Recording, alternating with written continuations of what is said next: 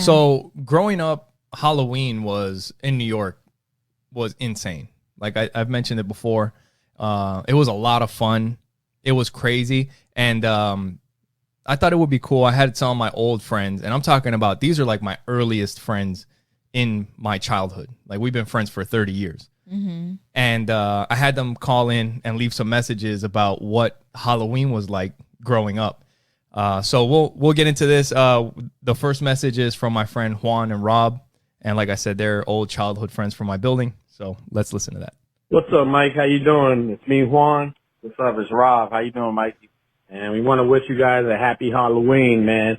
The thing I remember from Halloween, Mike, besides throwing onions and throwing eggs and throwing frozen eggs, rotten eggs, whatever the case was, it was one Halloween, man. We were by Rock Bottom, and we were talking. I don't know what we were doing. We were so young at that time.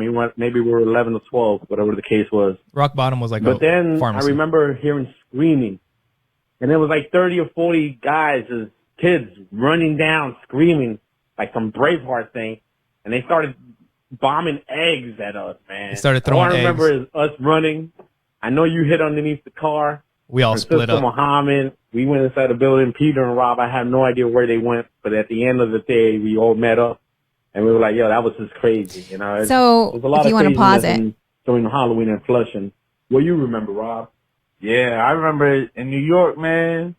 The next morning, when we used to wake up in the morning and used to go outside, and there was eggs, shaving cream, toilet paper. It looked like a whole war zone happened overnight during Halloween, man. And that's the things that we don't have now. That's what I remember.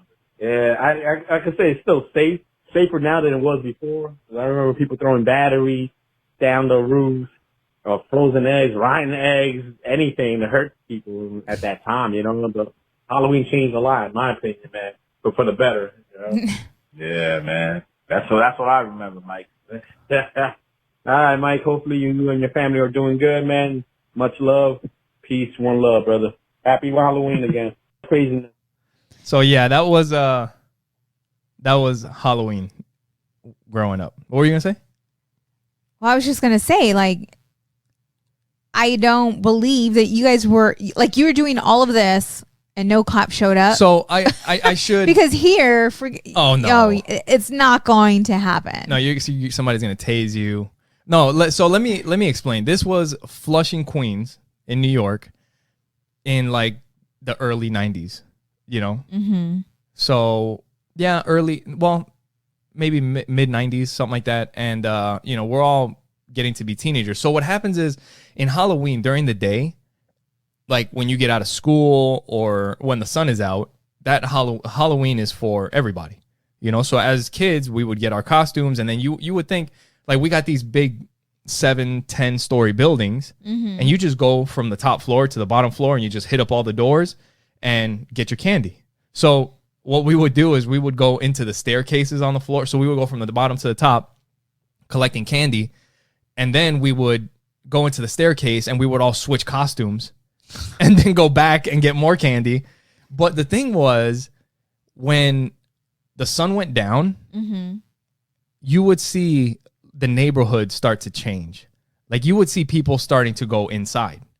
And if you weren't a teenager pretty much, or the cops, you weren't outside on Halloween because you were going to get hit with eggs. That's just crazy. This is in New York City, with big ass buildings, and the whole freaking, on that night, everybody would go inside except for the teenagers. And it was a fucking disaster. The month of October, you had to be 18 to buy eggs in our neighborhood. They wouldn't sell you eggs unless you were 18 or shaving cream. See, those just are the good old days. I'm sure that they don't do that now. So what we would do is we would buy eggs months in advance and mm-hmm. and store them. So we would be buying eggs in August and September, and by that time they're starting to get it like they were saying, they start getting a little stinky. But I remember one year I had, I don't know if it was 17 or 20 dozen eggs, mm-hmm. and we would just throw on a backpack and throw eggs in the backpack and head out. And once the sun starts going down, you would start seeing kids, and they would start throwing eggs at you. You would start throwing eggs at them. But I remember, so in that voicemail, he was talking about this place, Rock Bottom. And I remember going there one day, and it's like a Walgreens, like a pharmacy, CVS or something like that, right? Okay. So it was like right on the corner, and I had to go there for some reason. Me and I don't know if anybody was with me. I think my brother might have been with me, my little brother Alan. But there was some people that were coming out, or there was a kid coming out with his younger brothers and sister. Now, they were kind of, I mean, we still did take into consideration, like little kids, we're not going to try and hit them with eggs. But if you're starting to get a little bit older, and if you're going to start throwing eggs at us, then we're going to throw eggs at you. Like, you know, if you're down, we're down too. So we're outside this pharmacy, and they're coming out. And we look at them, and the sun hasn't gone down yet, but it's starting to go down. Mm-hmm. And this kid opens up his bag and starts handing eggs to his brothers. Like, if something goes down, start throwing eggs. Yeah. And we weren't going to hit them with eggs. Mm-hmm. And it was like, well, so we pull our hands out of our pockets and we have eggs. And it was just like a fucking Western showdown in the Rock Bottom parking lot. That's insane. But once the sun went down and it started getting dark, then you would get your groups of friends, and you know, it was like gangs of kids like throwing eggs at each other. But the cool thing was, for the most part, it wasn't anything malicious. You know, like we weren't trying to hurt each other. It was eggs hurt. Well, they hurt. All right, babe, you're not gonna die from an egg. You might get, so do paintballs, but people play it, right? So, so we would start throwing eggs at each other. The messed up thing was that there were some kids that, instead of buying eggs, I don't know if fucking onions are cheaper or potatoes are cheaper, but they would like buy a fucking 40-pound bag of potatoes or onions, and we're throwing eggs, and somebody gets hit in the fucking head with an onion, and you're like, what the fuck was that? You know? It's like, hey, that's not part of the rules. You're not supposed to be throwing fucking onion. And like he said, batteries, like, some people are just assholes. But for the most part, we were just having a good time chasing each other. But in that story, he was saying like they were chasing us like from Braveheart. I remember what happened was we were down the street. This was in that same Rock Bottom, that same parking lot, about, you know, the same place that I just told that other story with the boy and his brothers and sisters or whatever. So we were down the street from there, and they were on the corner. What happened was there was probably like 10, or maybe it was like 5 kids standing on the corner. We were down the street, and there was probably like, I don't know, maybe 5, 6 of us.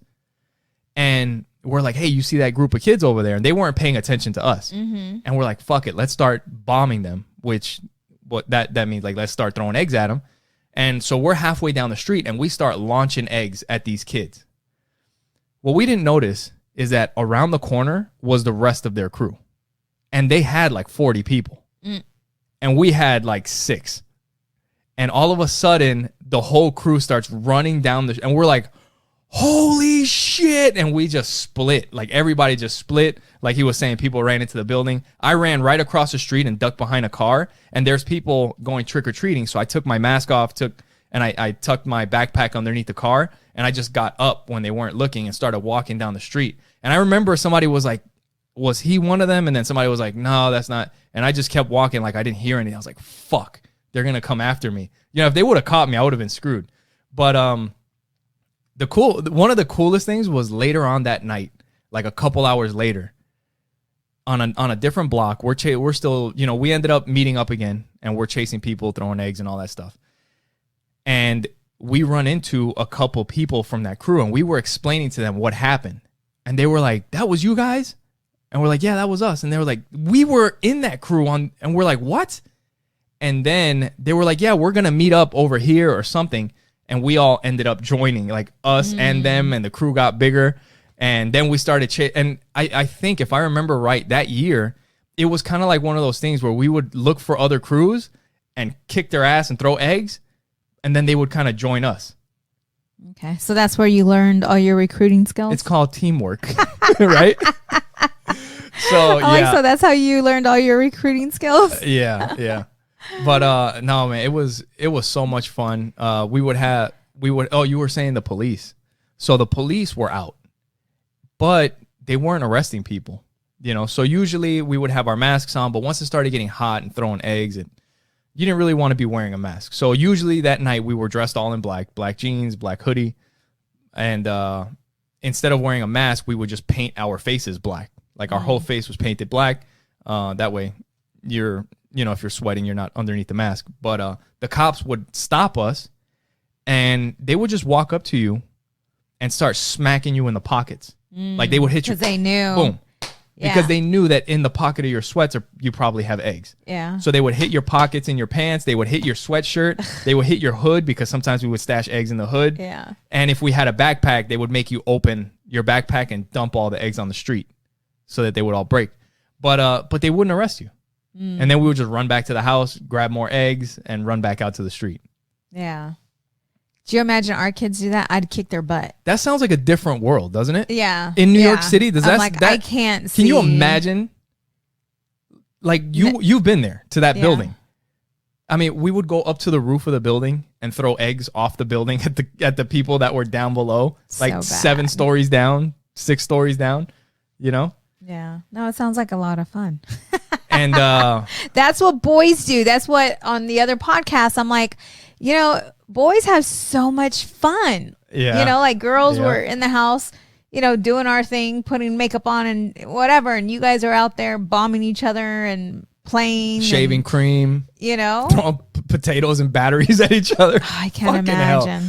But yeah, it was crazy. So in that voicemail that you guys heard, that was my friend Juan and my friend Rob. And I have another voicemail from my friend Peter, and that's Rob's brother. So we'll get into that.